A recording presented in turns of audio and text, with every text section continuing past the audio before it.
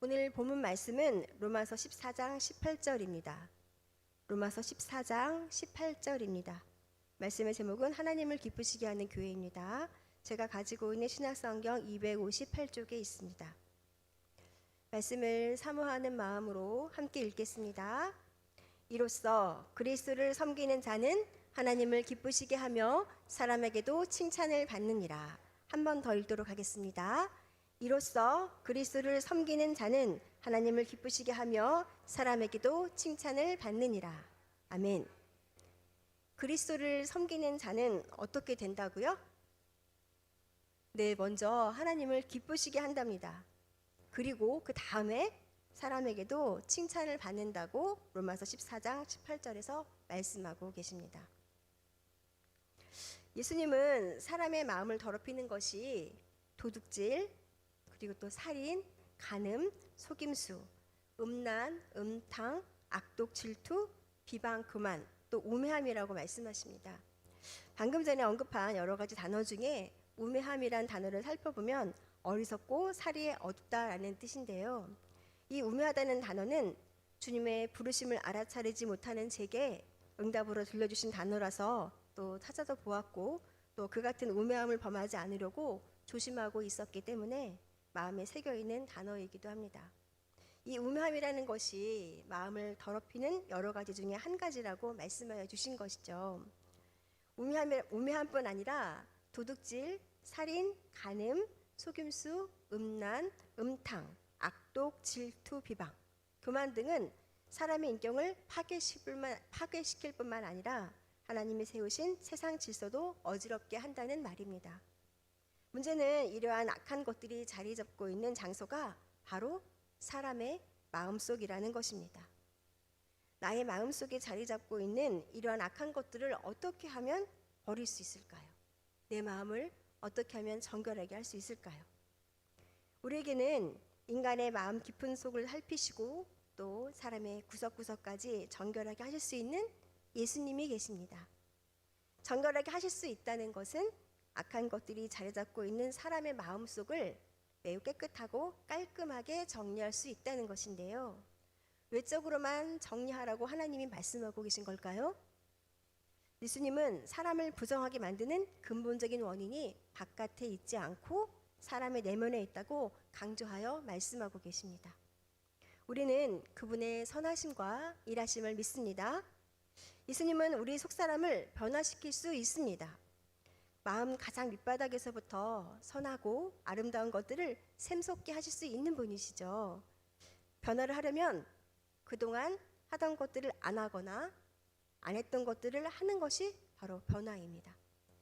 변화와 발전을 원하면서 어제와 똑같고 오늘을 똑같이 살면 변화는 이룰 수 없는 것이죠. 우리의 속사람을 변화시킬 수 있는 분이 누구시라고요? 예, 바로 예수님이십니다. 예수님을 믿고 신뢰하고 의지하는 것이 최선의 방법인 것이죠. 우리는 예수님 계신 천국, 즉 하나님 나라를 소망하며 믿음 생활을 하고 있는데요. 유대인들은 종종 미래에 올 완전한 하나님 나라의 때에 이렇게 말했습니다. 고린도전서 6장 9절부터 10절 말씀입니다. 함께 읽도록 하겠습니다. 불의한 자가 하나님의 나라를 유업으로 받지 못할 줄을 알지 못하느냐. 미혹을 받지 말라. 음행하는 자나 우상 숭배하는 자나 간음하는 자나 탐색하는 자나 남색하는 자나 도적이나 탐욕을 부리는 자나 술 취하는 자나 모욕하는 자나 속여 빼앗는 자들은 하나님의 나라를 유업으로 받지 못하리라. 아멘. 불의한 자가 하나님 나라를 유업으로 받지 못한다는 것, 즉 그 안에 아무 기업을 갖지 못한다는 것은 유대교와 기독교의 대표적인 가르침이었습니다. 유대인과 이교도인들이 정해놓은 악의 리스트에는 자주 불의한 자들에 대한 정의가 정해져 있었는데요. 바울은 이 풍습을 따르고 있습니다. 미혹을 받지 말라는 것은 고대의 도덕적 권면에 나오는 것으로 신학에서도 흔히 나타납니다. 그러나 여기서 말하고 있는 삶의 방식에 계속 젖어 있는 사람은 음행하는 자, 우상 숭배하는 자, 간음하는 자, 탐색하는 자, 남색하는 자는 그것이 혼전에 있던 성관계든지 아니면 물질주의든지 간에 하나님 나라에 들어가지 못할 것이라고 말하고 있는 것이죠. 바울은 하나님 나라가 메시아의 오심과 성령의 오심으로써 이미 영향력을 미치기 시작했다고 보았는데요. 그렇기 때문에 신자들은 서로 화평한 관계를 맺어야 하는 것이죠. 그때에는 성령이 모든 사람에게 주어질 것이며 모든 사람 사이에 평화가 있을 것이라고 말하고 있습니다. 로마서 14장에서는 전반적으로 강한 자가 자신의 자유를 주장하지 말아야 한다고 말씀하고 계십니다. 그 이유는 이러합니다. 자신의 자유를 주장하는 행동이 공동체 내에서 갈등과 분열을 일으키는 결과를 초래할 수 있기 때문에 그렇습니다. 그러므로 인해 외부인들이 복음의 진정성을 의심할 수 있어서 강한 자가 자신의 자유를 주장하지 말아야 한다는 것이죠. 교회 안에서 성령 안에 있는 의와 평강과 희락을 추구하며 그리스도를 섬겨야 하는 것입니다. 그렇게 함으로써 그들은 하나님을 기쁘시게 하며 사람에게도 칭찬을 받을 수 있기 때문에 그렇습니다.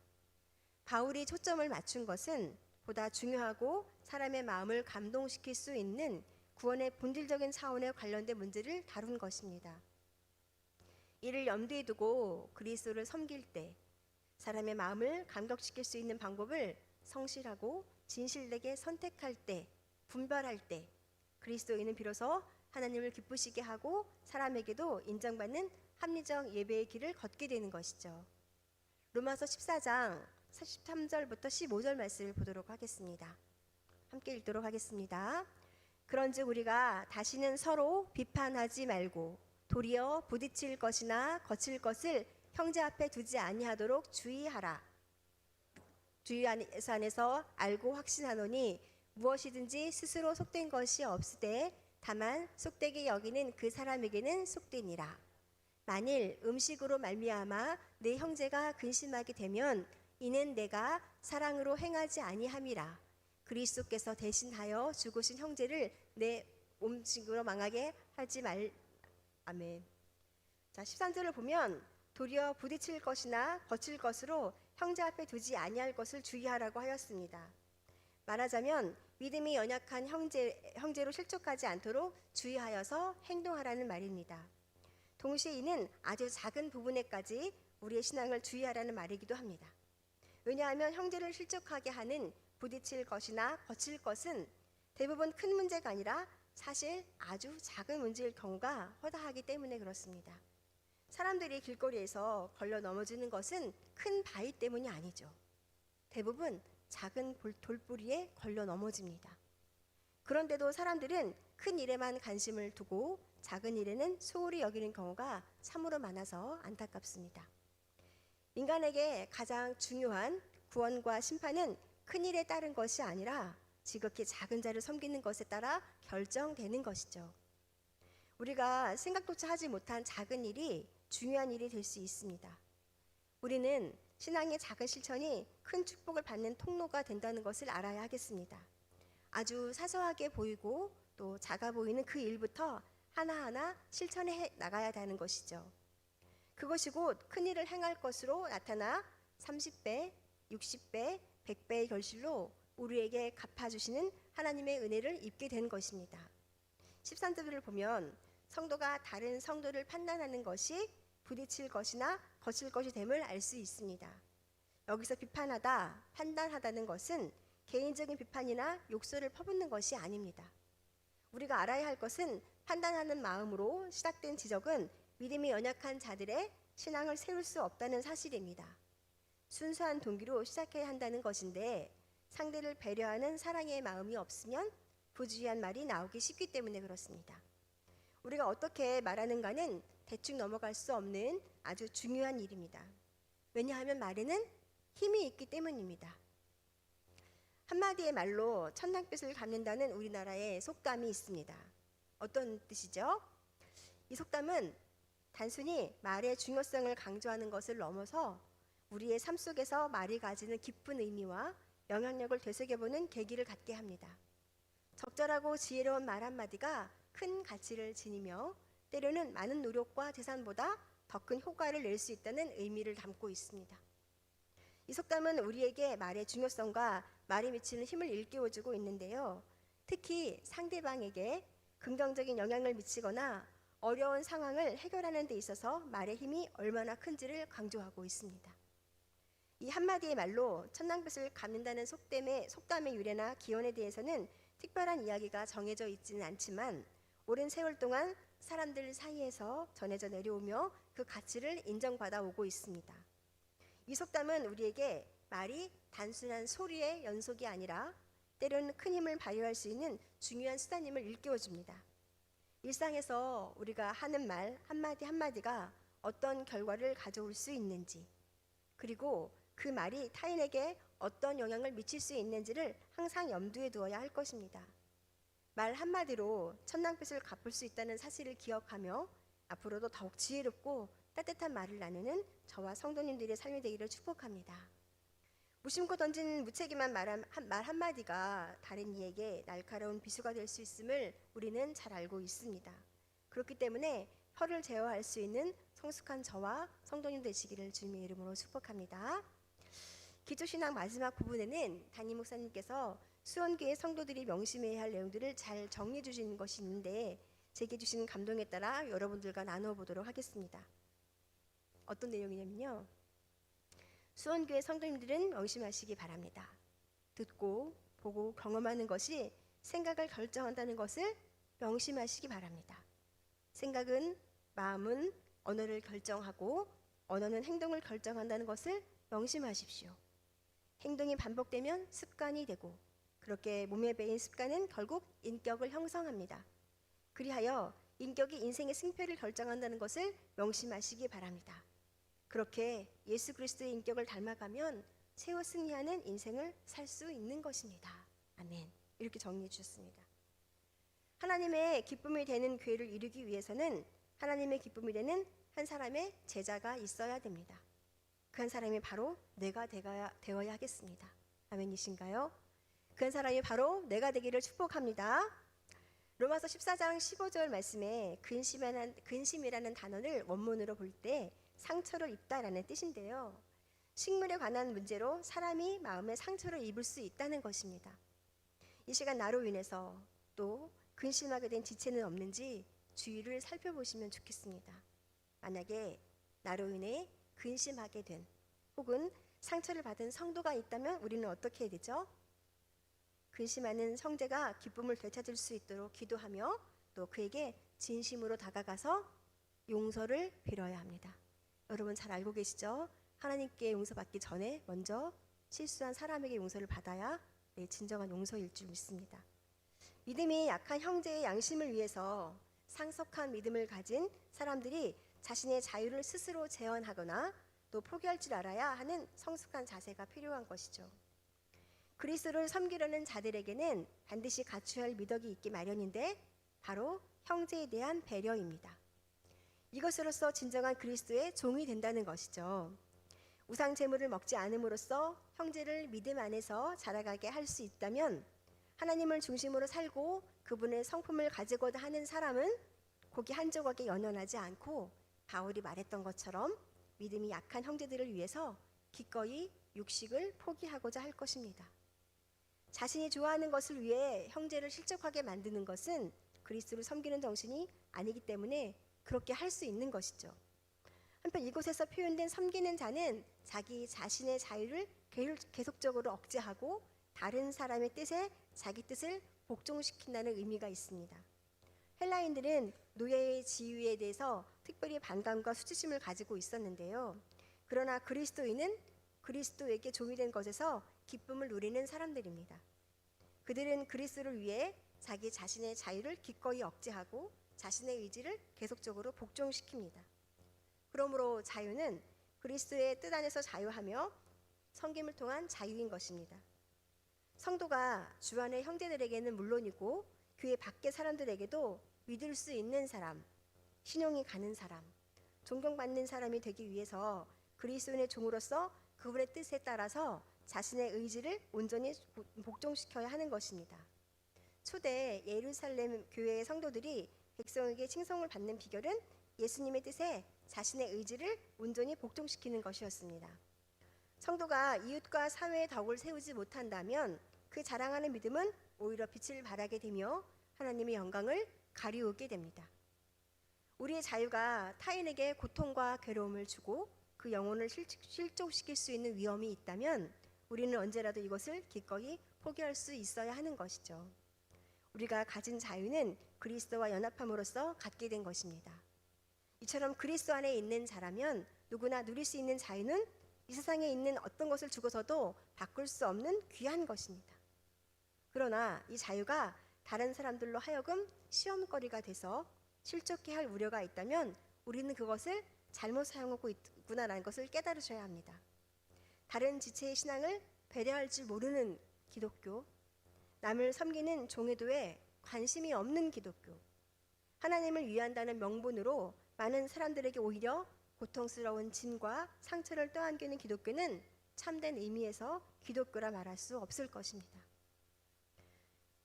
17절 말씀에 하나님 나라는 먹는 것과 마시는 것이 아니요 오직 성령 안에 있는 의와 평강과 희락이라고 말씀하고 계십니다. 바울은 17절에서 하나님 나라에 대해서 정의를 내리고 있는데요. 그러나 바울이 여기서 말하는 하나님 나라는 성경에서 일반적으로 사용되는 종말론적 미래 왕국이 아닙니다. 이것은 현재 성도님들의 마음속에서 진행되고 있는 하나님의 통치를 나타냅니다. 바울은 본절에서 하나님의 통치를 받는 하나님의 나라는 먹고 마시는 문제가 아니라 성령 안에서의 의와 평강과 희락을 누리는 것이라고 말하고 있습니다. 엄밀히 따지고 보면 먹고 마시는 일은 단지 그리스도인이 생명을 유지하기 위한 활동에 불과합니다. 채식주의자라고 해서 경건한 자이고 또 우상 제물로 바쳐졌던 고기를 먹는다고 해서 불경건하다는 생각은 성경의 가르침과는 전혀 상관이 없는 것이죠. 음식을 먹기 위해 부지런히 손을 씻는 것이라든지 또 안식일에 관한 여러 규례들이 여기에 속합니다. 문제는 이것을 마치 경건의 척도라고 되는 것처럼 여기는 것입니다. 유대 종교의 지도자들에 대해 주께서는 너희는 어찌하여 너희 유전으로 하나님의 계명을 범하느냐라고 책망하셨습니다. 하나님께서 중시하는 것은 음식의 문제가 아니었습니다.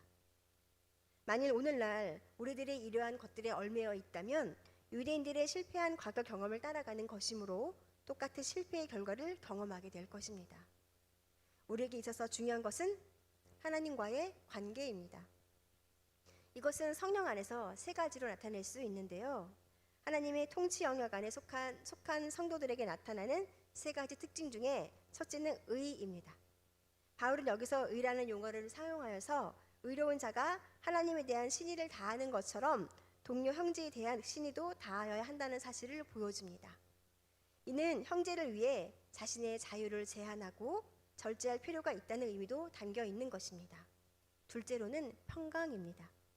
유대인들은 이러한 샬롬이 여호와와 갈등이 없는 상태에서 그분만이 줄 수 있는 것으로 확신하였습니다. 그러나 바울은 본문에서 사람들 사이에 상호 갈등이 없으며 올바른 조화 가운데 있다는 의미로 사용합니다. 성도에게는 이웃과 갈등이 없는 올바른 관계, 즉 조화로운 상태에서 살아야 할 의무가 있다는 것입니다. 이러한 평강은 믿음의 성숙도가 다른 형제 간에 자신의 자유를 좀 더 제한하고 또 상대방의 자유로운 행동을 신앙 안에서 이해함을 통해 평강을 얻을 수 있습니다. 셋째로는 희락입니다. 이러한 기쁨의 원천은 지상적이고 인간적인 것이 아니라 천상적인 것, 곧 주 안에 있는 것이므로 아무도 빼앗아 가지 못하는 것입니다. 성경학자 바클레이는 기독교적 즐거움에 대한 적절한 정의를 내려주었는데요. 그것은 우리 자신을 행복하게 만드는 것이 아니고요. 남을 행복하게 만드는 데 있으며 개인주의적인 것이 아니라 상호 의존적인 것이라고 하였습니다. 내가 믿음으로 그리스도 안에서 얻은 자유를 얼마든지 기쁘게 행사할 수 있겠지만 믿음이 약한 형제를 위해 자제한다면 그것이 오히려 그 형제의 기쁨을 충만하게 하여서 덕이 된다고 말하고 있습니다. 그리스도인이라면 그리스도께서 좋아하시는 것을 위해 행할 자유라는 말을 마음에 새기는 시간 되기를 축복합니다. 우리 18절에 이로써 그리스도를 섬기는 자는 하나님을 기쁘시게 하며 사람에게도 칭찬을 받느니라 라고 말씀하고 계십니다. 18절에서 이로써, 이것으로써 그리스도에게 종이 되는 자는 반드시 이것이 필요하다는 설명을 이어가고 있습니다. 아까 말씀드렸던 형제에 대한 배려인데요. 하나님 중심으로 살고 그분의 성품을 가지고자 하는 사람은 믿음이 약한 형제들을 위해서 자신의 것을 기꺼이 포기할 줄 압니다. 자신이 좋아하는 것을 위해 형제를 실족하게 만들지 않죠. 그것은 그리스도를 섬기는 정신이 아니기 때문에 그렇게 할 수 있습니다. 그리스도인들은 그리스도에게 종이 된 것에 기쁨을 누리는 자들입니다. 그리스도인들은 그리스도를 위해 자신의 자유를 기꺼이 억제하고 자신의 의지를 계속 주님 앞에 복종시킬 수 있습니다. 그러므로 그리스도인의 자유는 그리스도의 뜻 안에서 자유하며 섬김을 통한 자유를 누리는 것입니다. 바울은 성도가 그리스도의 종으로서 직무를 수행할 때 얻을 수 있는 유익을 두 가지로 언급하고 있습니다. 먼저 그러한 성도는 하나님께 기뻐하심을 받습니다. 기뻐하심을 받음으로 번역된 유아레스토스는 기쁘게 하는, 기뻐 받으실 만한, 만족을 주는 등을 뜻합니다. 하나님께서 아벨의 예물을 기쁘게 받으셨던 것처럼 형제를 위해 자신의 자유를 제한하는 성도들을 기쁘게 받으신 것입니다. 이 세상에 하나님을 기쁘시게 하는 것보다 거룩하고 완전한 삶은 없을 것입니다. 둘째로 사람에게 칭찬을 받습니다. 어떤 시험을 해본 결과 인정된, 합격된, 존경받는 등을 뜻합니다. 고전 헬라 문헌에서는 이 단어는 일반적으로 존경받는 사람을 가리켜 사용된 말입니다.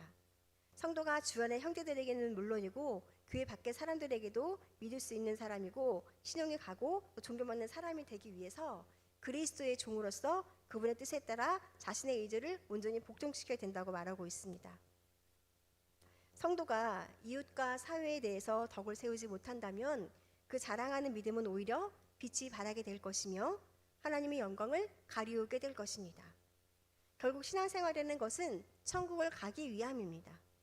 천국 가는 기한이 우리에게 많이 남아 있으니 지금 이곳 수원 선결교회에서 천국 소망을 이루어 가시기를 소망합니다. 천국 가는 길을 잃지 마시고 완주하시어 주님 만날 그날 잘하였다 충성된 종이라며 사람에게가 아닌 하나님께 칭찬받는, 하나님을 기쁘시게 하는 우리 수원 선결교회 성도님들 되시기를 주님의 이름으로 축복합니다. 하나님께 주파수를 잘 맞추어서 하루하루 소진되어가는 인생에서 진정으로 가치 있는 삶으로, 천국을 소망하는 삶으로 갖고 나가는 저와 성도님들 되시기를 축복합니다.